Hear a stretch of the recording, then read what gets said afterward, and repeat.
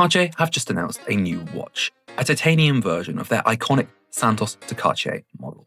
Could this be Cartier's go anywhere, do anything watch, or could it be their next major failure?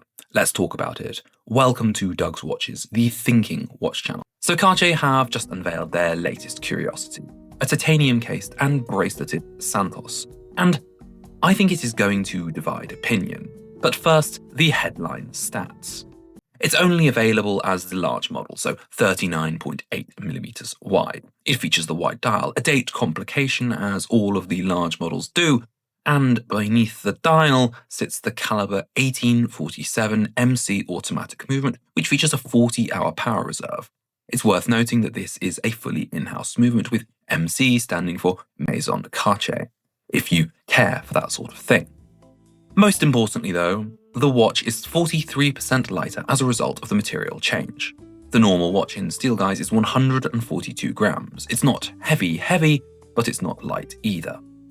Significantly though, titanium boasts a completely different vibe and is a lot less prone to scratching than Cartier's normal, highly polished steel and gold offerings, meaning this is the Santos for those that want to go out and embrace life.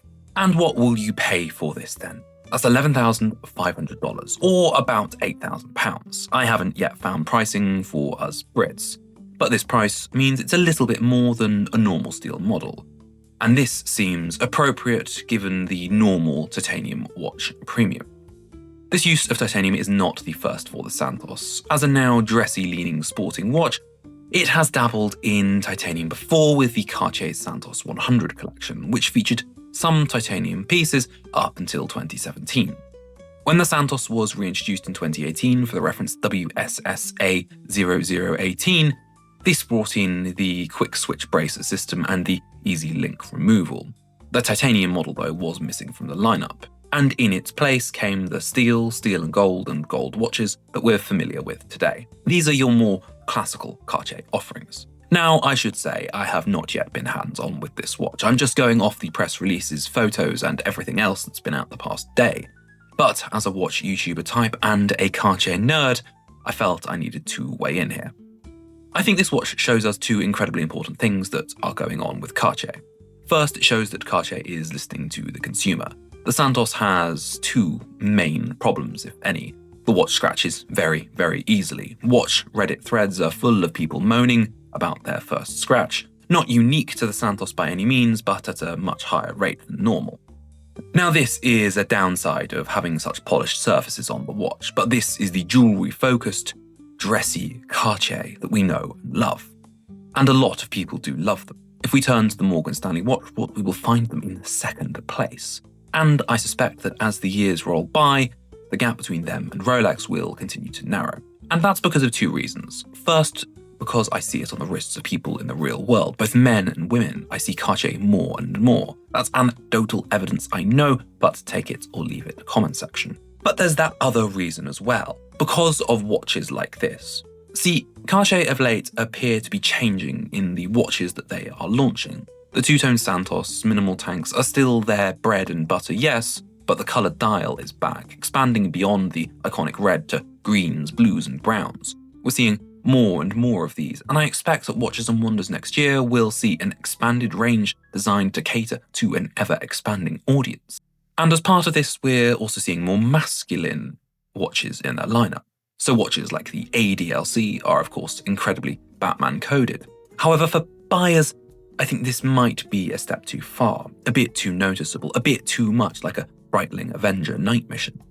Cartier have been missing that middle ground tool-like sports watch, the go anywhere, do anything watch. Something that is acceptable in all scenarios, not just dinner dates. And something that is ostensibly targeting male wrists and male modern watch sensibilities.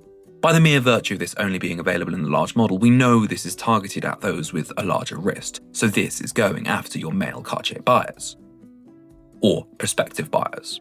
If we look to my long-lusted after Santos Galbi that sits on the wall behind me, and to instead this watch, the two are for sure miles apart. If you forget the gold, forget the polishing, forget how the brushed bracelet and polished bezel meld into one, you're met with the watch's history as a pilot's watch. A watch for Albert Santos Dumont, a tool watch.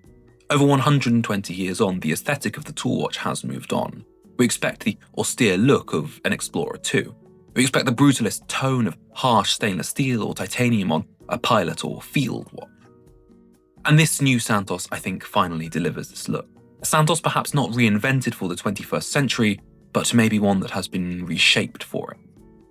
Off the back of the roaring success of the Hamilton khaki field Murph and the rise of the Patek 5226G, a field watch style Calatrava, we know there is a market for the dressy but tool-like watch. However, we must acknowledge there is another side to this. If I were buying a Santos or a Cartier of any kind for that matter, this is likely not the watch I would buy. By putting the Santos in titanium, it fundamentally overhauls the watch's aesthetic. It makes it rather un-Cartier, and while some might think it's cool and an interesting look with a few added benefits over a more conventional steel model, if you're in the market for an £8,000 tool watch, will you really be buying a Cartier? And after all, if we did, Cartier would never have discontinued the Titanium 100 in the first place. So, is now the time for the Titanium Santos to return, or should it be left to be found on Chrono 24 and your next Red Bar meeting? Let me know your thoughts below. As ever, thanks for watching. If you want to help me make more videos and get access to my special members-only content, do consider becoming a channel member. If not, do like and subscribe before you go. It helps me out just that little bit. As ever, I'll see you next time. Bye-bye.